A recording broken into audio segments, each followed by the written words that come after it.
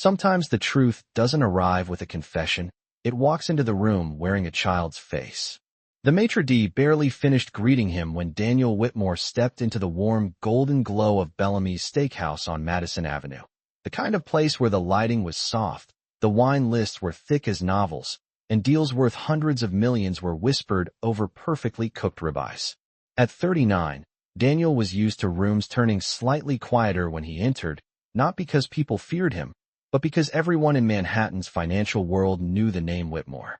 His company's glass tower stood 12 blocks south, and his face had appeared in enough business magazines to make recognition inevitable. Tonight, though, Daniel wasn't thinking about acquisitions or quarterly numbers. He had come for a quiet dinner after a 14-hour day of negotiations, his mind tired, his shoulders heavy inside a tailored navy suit. The hostess led him past tables of polished silverware and low conversations, the scent of grilled steak and rosemary drifting through the air, and for a moment everything felt routine, predictable, controlled. Then he saw her. At a corner table, near the tall windows overlooking the glowing Manhattan streetlights, sat a woman he hadn't seen in 4 years. Amara Johnson, his ex-wife. The sight of her landed in his chest like a memory he hadn't prepared to face. She looked different, yet unmistakably the same.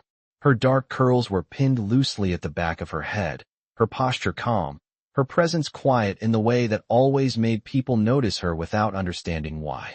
Daniel slowed, his footsteps almost stopping as recognition spread through him. But it wasn't Amara alone that froze the air around him. 2 small children sat across from her.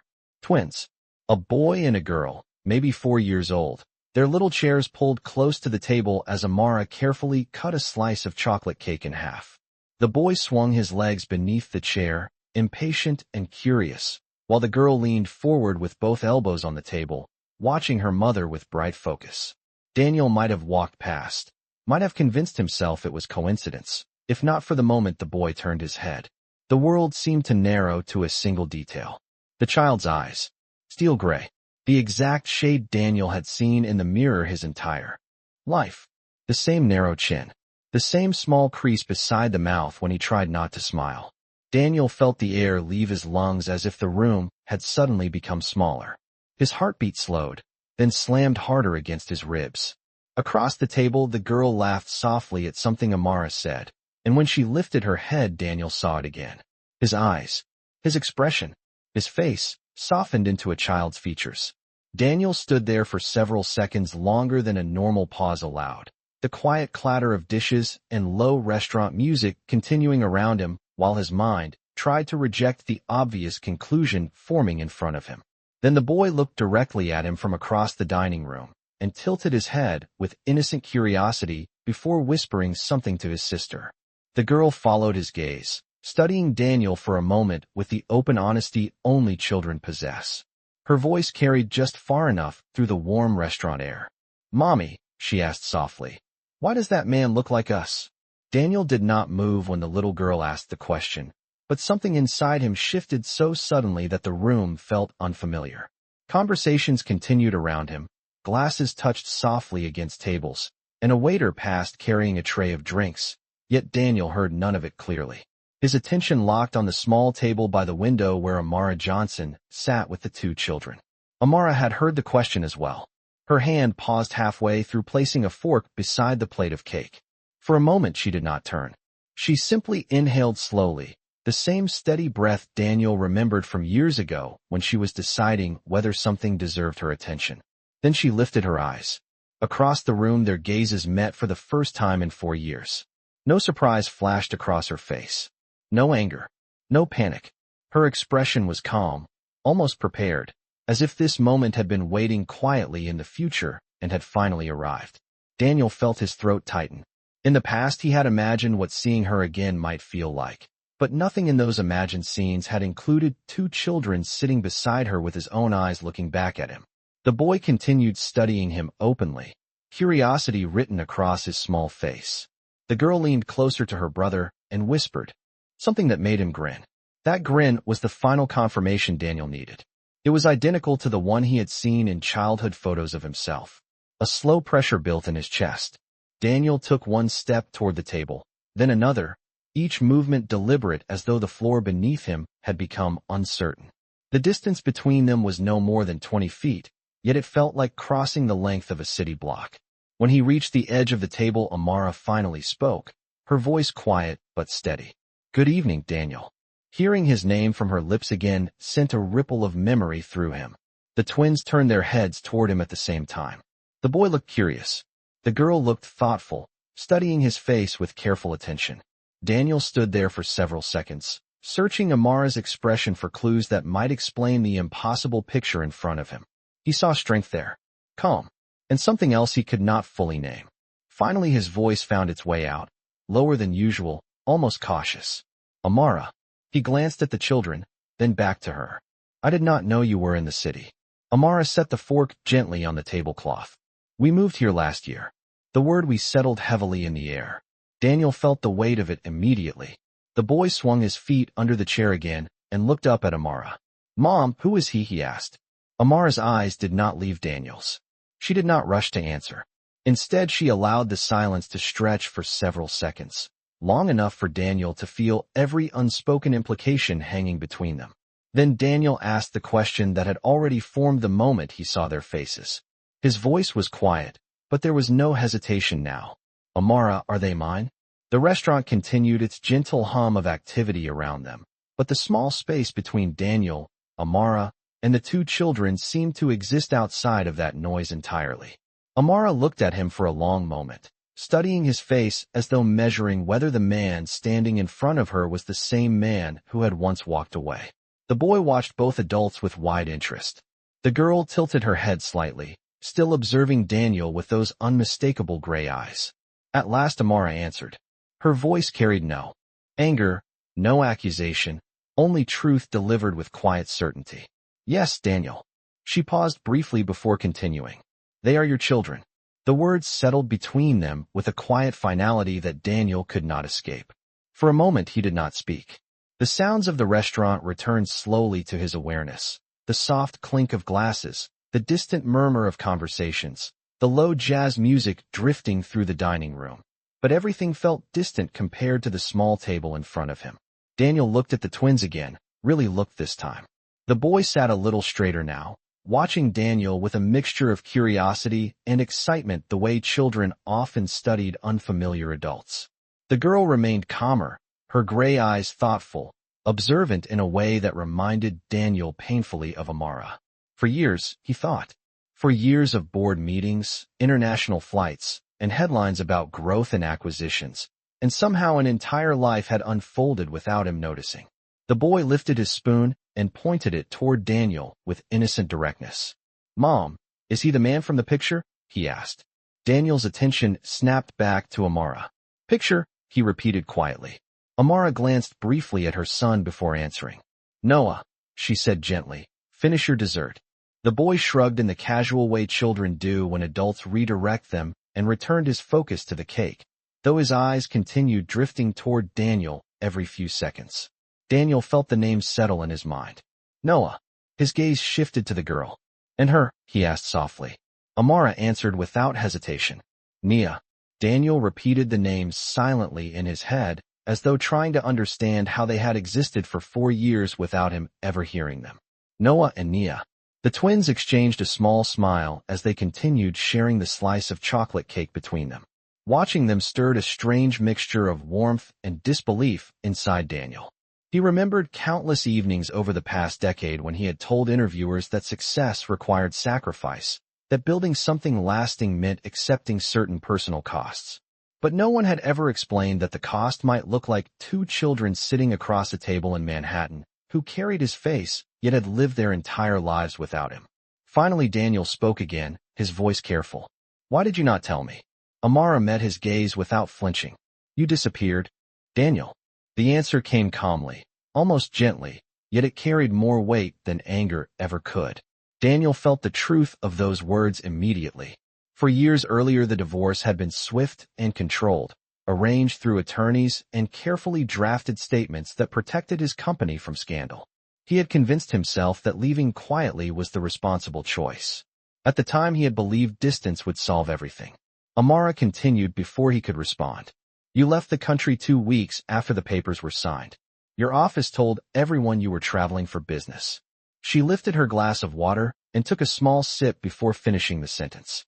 By the time I learned about the pregnancy, you were already gone. Daniel felt his chest tighten again. The timeline unfolded in his mind with uncomfortable clarity. International expansion meetings in London. A technology conference in Singapore. Months of travel that had seemed important at the time, but now felt strangely hollow compared to the two small lives sitting in front of him. Nia suddenly leaned closer to her mother and whispered something that made Amara smile softly. Then the little girl looked directly at Daniel again. "Mom," she asked with innocent seriousness, "is he our dad?" The question hung in the air like a fragile piece of glass waiting to see who would move first. Daniel did not breathe. Amara placed her hand gently over Nia's small fingers resting on the table. Her eyes remained fixed on Daniel as she answered her daughter in the same calm voice she had used all evening. "Yes, sweetheart," she said quietly. "He is." Daniel felt the weight of the girl's question settle deep in his chest, heavier than any negotiation he had ever faced across a boardroom table. The word dad lingered in the air, fragile and unfamiliar. For a moment he did not trust himself to speak.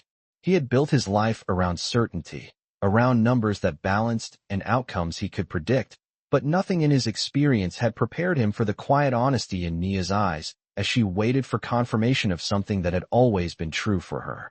Noah looked between the adults with bright curiosity, clearly more interested in the answer than the cake in front of him now. Daniel finally pulled out the empty chair at the edge of the table, moving slowly so he would not startle the children. "May I sit?" he asked Amara quietly. Amara studied him for a second before giving a small nod. Daniel lowered himself into the chair, feeling strangely aware of every movement, as if the smallest action carried more meaning than usual. Sitting at the table brought him closer to the twins, close enough to notice small details that made his heart tighten again. Noah had a tiny freckle near his left eyebrow exactly where Daniel had one. Nia held her fork with the same careful grip Daniel's mother had once teased him about when he was a child learning table manners. The similarities were impossible to ignore. Daniel looked at them gently. "My name is Daniel," he said softly, though the introduction felt almost absurd given the circumstances. Noah nodded with enthusiasm. "I know," the boy said proudly. "Mom showed us your picture." Daniel glanced toward Amara again, surprised. Amara met his look calmly. "They asked questions when they were old enough to notice they did not have a father at home," she said. "I did not hide the truth from them." Daniel absorbed that quietly. The idea that his face had existed in their home as a photograph, that his absence had been explained to two children who carried his features, stirred a complicated mix of gratitude and regret. Nia tilted her head slightly. "Are you staying for dinner?" she asked with the straightforward logic of a child who had already decided he belonged at the table. Daniel hesitated. For years of distance could not disappear in a single moment, and he knew it. He glanced at Amara again, silently asking a question without words. Amara rested her hands calmly on the tablecloth. "You can stay for a few minutes," she said carefully. "But the children have school in the morning." Daniel nodded. "Thank you." A waiter approached the table politely, asking whether Daniel would like to order something. Daniel barely glanced at the menu before requesting a simple glass of iced water. His attention remained on the twins. Noah had already resumed eating cake, but continued watching Daniel between bites. Nia remained more focused, studying him with thoughtful patience as though measuring the truth of the word she had just spoken. Daniel folded his hands lightly on the table. "What grade are you in?" he asked gently. "Kindergarten," Noah answered immediately. "And I can already read chapter books." Nia smiled at her brother's excitement. "He likes dinosaurs," she explained. Daniel felt a small, unexpected warmth in his chest. Dinosaurs had been his favorite subject when he was a boy growing up in Connecticut. The realization struck him with quiet force. These were not strangers who happened to resemble him. They were his children in 1,000 small ways he had never witnessed. Daniel looked down for a moment, gathering himself, then lifted his eyes toward Amara again. "We should talk," he said softly. Amara's gaze remained steady, but there was no hostility in it, only caution built from years of experience. "We will," she replied. "But not tonight." Daniel understood the boundary immediately. Tonight was not about explanations or apologies. Tonight was about the moment two children had just learned the man in front of them was their father. And for the first time since entering the restaurant, Daniel Whitmore realized that the most important conversation of his life had only just begun. Daniel stayed only 10 more minutes that evening, but those minutes reshaped the quiet architecture of his thoughts more than the previous 4 years combined. Noah finished the last bite of cake and proudly wiped his mouth with a napkin while explaining that dinosaurs were not actually extinct in spirit because birds were technically their descendants. Nia corrected him gently, pointing out that their teacher said evolution was more complicated than that. Daniel listened to them with careful attention, nodding, asking small questions, learning their voices, their rhythms, the way they leaned toward their mother when they spoke. The conversation was simple, innocent, but for Daniel it felt like stepping into a life he had never known existed. Eventually Amara checked the time on her phone and gave the twins a calm look. "All right, it is time to go," she said softly. Noah sighed with dramatic disappointment, while Nia carefully folded her napkin and placed it beside the plate the way she had probably been taught at home. Daniel stood when they did, unsure what the correct gesture was in a moment that had no rulebook. The waiter brought the bill, but Amara had already placed her card on the tray. Daniel reached for it instinctively. "Let me," he said quietly. Amara shook her head once, not unkindly. "We are fine." The simple sentence carried the quiet independence Daniel remembered from years earlier. The twins slid off their chairs. Noah immediately walked closer to Daniel, looking up with open curiosity. "Are you really our dad?" he asked again, this time with excitement rather than uncertainty. Daniel crouched slightly, so he was closer to the boy's height. "Yes," he answered honestly. Noah's face brightened in a way that felt both joyful and overwhelming. "That is cool," the boy declared before turning toward his sister. "I told you he looked like us." Nia gave Daniel a small, thoughtful smile that carried a maturity unusual for someone her age. Amara helped them into their coats and thanked the restaurant staff quietly before guiding the children toward the exit. Daniel walked beside them through the soft lighting of the dining room, aware that people were beginning to recognize him now. A few discreet glances passing between nearby tables, but for once the attention meant nothing to him. Outside the restaurant the night air was cool and clear, the glow of streetlights reflecting across the polished black surface of parked cars along Madison Avenue. Traffic moved steadily down the avenue, taxis passing with the familiar rhythm of Manhattan evening life. Noah held Amara's hand while Nia walked on the other side, her small backpack resting neatly over both shoulders. Daniel stopped near the curb, unsure how to close a moment that had changed everything. Amara turned to him calmly. "I will text you tomorrow," she said. "We can talk then." Daniel nodded slowly. "Thank you." Noah gave a small wave before climbing into the back seat of a waiting rideshare car with his sister.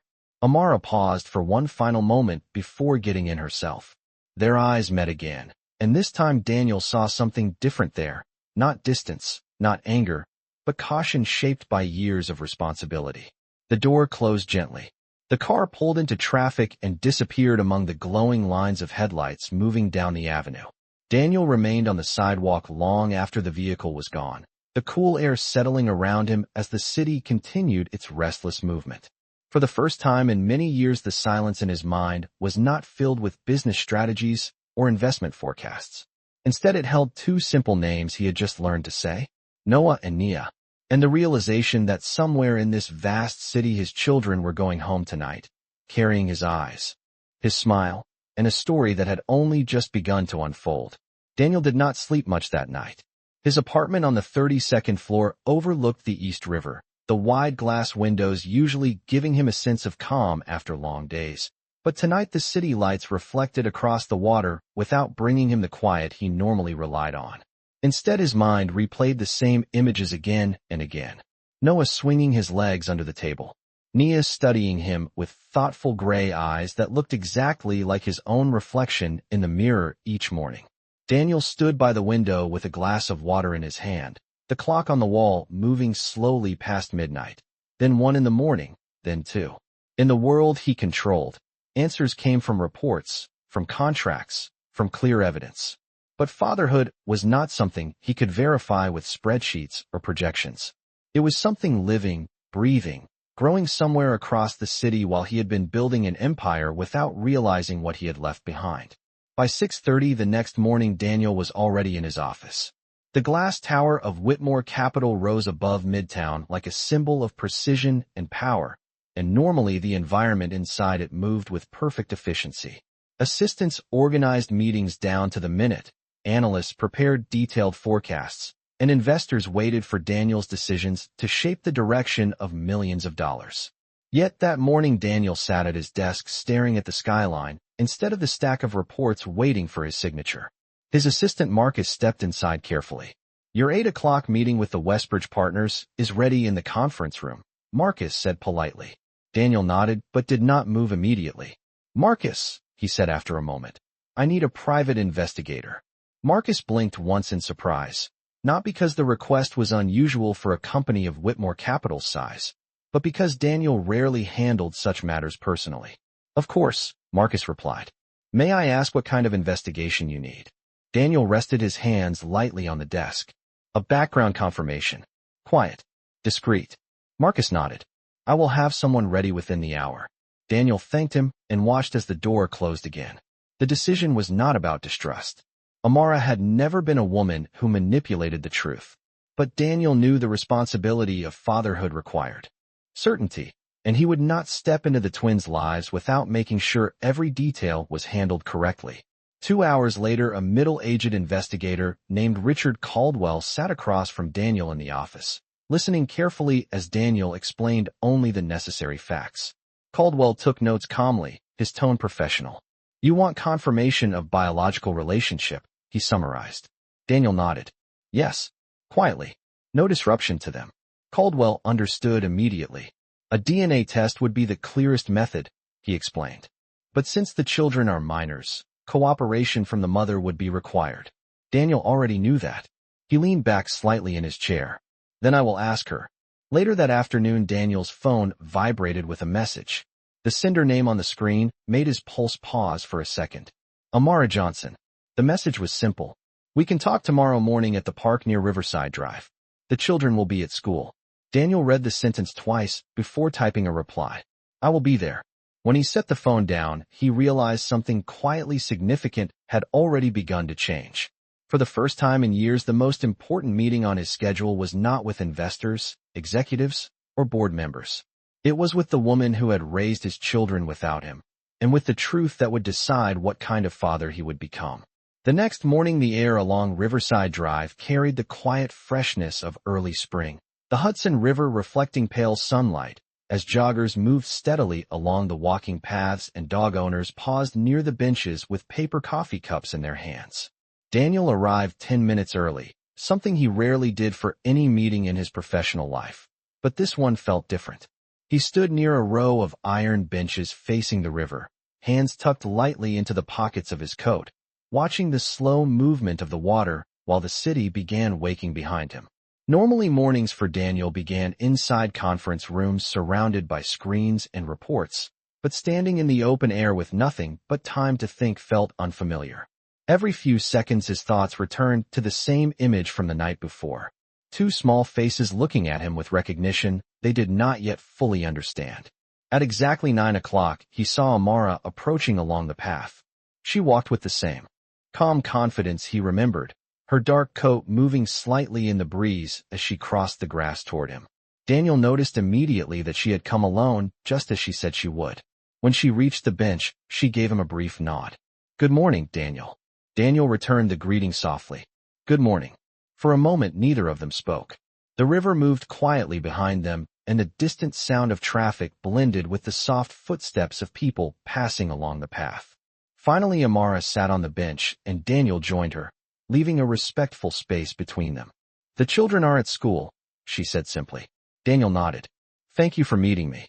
Amara rested her hands together in her lap and looked out toward the water. "I assumed you would want answers." Daniel exhaled slowly. "Yes."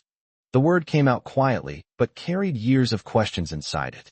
Amara remained calm, as if she had prepared for this conversation long before the message she sent the night before. "You left 2 weeks after the divorce," she began. "You remember that?" Daniel nodded. The memory was clear. His company had been entering a complicated international expansion, investors demanding full attention, and the separation from Amara had been handled with clinical efficiency through attorneys and legal statements. At the time, he believed leaving quickly would prevent further damage. Amara continued speaking in the same steady tone. 3 weeks after you left, I found out I was pregnant.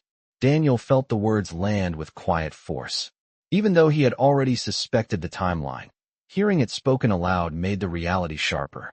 I tried to contact your office, she continued, but your travel schedule changed constantly. And by the time I realized how complicated things had become, I made a decision. Daniel turned slightly toward her. You decided not to tell me. Amara nodded once. Yes.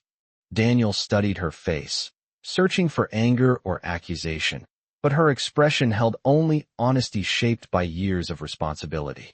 Why? He asked gently. Amara took a moment before answering.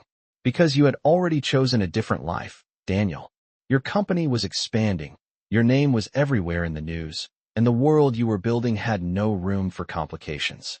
Daniel looked down at the ground briefly, absorbing the truth in her words. Amara continued quietly. I was not going to raise my children in a life where they felt like an inconvenience to someone chasing success. The sentence was not spoken with bitterness. It was simply a statement of the choice she had made. Daniel lifted his eyes toward her again. They are not an inconvenience. Amara met his gaze calmly. I know that now. But 4 years ago, I could not be certain. The river breeze moved softly through the trees above them as both of them sat in silence for a moment, aware that the story of the past was finally being spoken out loud. Daniel listened without interrupting, the quiet honesty in Amara's voice settling deeper than any accusation ever could. The breeze coming off the Hudson carried the faint scent of water and spring grass, while a cyclist passed behind them on the path, the soft whir of wheels fading quickly into the distance. For several seconds Daniel said nothing, allowing the weight of the past to settle between them. Finally he spoke. I cannot change the decisions I made back then, he said quietly. But I can decide what happens now. Amara turned her head slightly toward him, studying his expression the same way she had the night before in the restaurant. Daniel Whitmore had always been a man who spoke with certainty, the kind of certainty that came from years of building companies and negotiating billion-dollar deals. Yet this morning there was something different in his voice, something more careful, almost humble. What exactly are you asking for? She said calmly. Daniel took a slow breath. The chance to know them, he answered, and the chance for them to know me. Amara looked back toward the river again, her eyes thoughtful. Children are not a project you step into halfway through and control, she said gently. They have routines, schools, friendships, questions that do not always have easy answers. Daniel nodded. I understand that. Amara raised an eyebrow slightly. Do you? The question was not hostile. It was simply honest. Daniel paused before responding because the truth mattered more than pride in this moment. No, he admitted. I do not fully understand yet, but I am willing to learn. The honesty of the statement seemed to soften the air between them. Amara remained silent for a few seconds, considering his words carefully. Finally she spoke again. They are happy children, Daniel. They have grown up, surrounded by stability. I will not allow anything to disrupt that. Daniel met her gaze steadily. I would never want to disrupt it. The sound of children laughing carried faintly from a playground further down the park, the high voices echoing through the open space. Daniel listened to that sound for a moment and imagined Noah and Nia somewhere in their classroom across the city, raising their hands to answer questions, sharing crayons, learning to read words that would eventually describe the complicated story of their family. I asked someone this morning about arranging a DNA confirmation, Daniel said quietly after a moment. Amara did not appear surprised. I assumed you would. Daniel continued carefully. Not because I doubt you, but because if I step into their lives, it needs to be with complete clarity. Amara nodded slowly. That is reasonable. She looked at him again, her expression calm but firm. We can arrange that, but understand something first. Daniel waited. Even after the test confirms what we already know, she said, that does not automatically make you part of their daily lives. Trust has to be built. Daniel accepted that immediately. Then I will build it. Amara studied him again, measuring the quiet determination in his voice. Finally, she gave a small nod. Start slowly, she said. You can meet them again this weekend. We usually go to the Science Museum on Saturdays. Daniel felt a small but powerful shift in his chest. It was not forgiveness. It was something more practical and more meaningful. An opportunity. Thank you, he said sincerely. Amara stood from the bench and brushed a leaf from the sleeve of her coat. Do not thank me yet, she replied gently. Thank the children when they decide you belong in their world. Daniel rose as well, watching her walk back toward the path that led deeper into the city streets. For the first time since the truth had been revealed, the future ahead no longer felt like a closed door.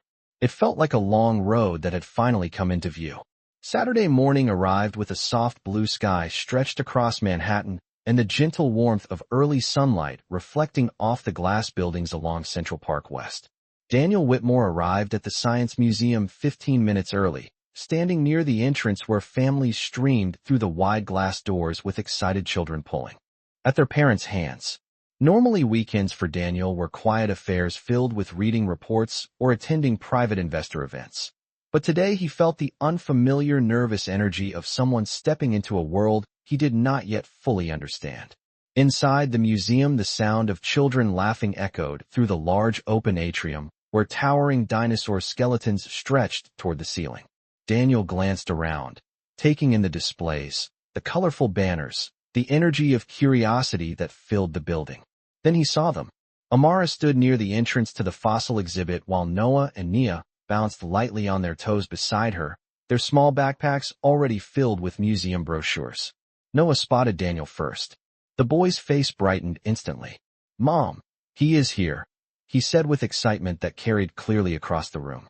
Daniel approached slowly, a small smile forming despite the tension he still carried inside. Good morning, he said gently. Good morning, Amara replied calmly, watching the twins more than Daniel himself. Noah stepped closer immediately. You came, the boy said as if the possibility that Daniel might not appear had been part of the morning's suspense. Daniel crouched slightly to meet his eyes. I told you I would, he answered. Nia studied him with that same thoughtful calm she had shown before. Are you going to look at the dinosaurs with us? She asked. Daniel felt a small laugh rise in his chest. I would like that very much. Together they walked into the fossil hall where the skeleton of a massive Tyrannosaurus Rex stretched above them like a frozen moment from ancient history. Noah ran ahead pointing excitedly at the display while Nia stayed beside Amara, occasionally glancing back to make sure Daniel was still following. As they moved through the exhibit, Daniel listened to Noah explain every dinosaur fact he had learned from books and classroom posters. Nia added quiet corrections when her brother exaggerated details, her calm voice balancing his excitement. Daniel found himself asking questions, genuinely curious, discovering that the twins' enthusiasm made the museum feel alive in a way he had never experienced before. At one display, Noah suddenly grabbed Daniel's hand without thinking as he pulled him closer to a glass case filled with fossilized teeth. The contact was small and completely natural, yet it sent a quiet wave through Daniel's chest that he had not expected. He did not pull away. Amara noticed the moment, but said nothing. Later they paused near a window overlooking the park where sunlight streamed across the floor. Noah pointed toward a small interactive screen showing how dinosaur bones were discovered. Dad, look, he said excitedly before freezing slightly as if realizing what word he had just used. Daniel felt the world pause around that single sound. Dad. Noah looked up nervously, unsure whether he had made a mistake. Daniel simply smiled and placed a gentle hand on the boy's shoulder. That is amazing, he said softly while studying the display. The tension left Noah's face instantly, and he returned to explaining the fossil diagram with renewed excitement. Amara watched quietly from a few feet away, her expression thoughtful but softer than before. She had said trust would take time, and she was right. But standing there in the bright museum hall, listening to the twins laugh, while Daniel leaned down to hear their stories, she could see the beginning of something real forming between them. It was not built from promises or grand gestures. It was built from presence. And for the first time since the past had resurfaced, the future felt possible.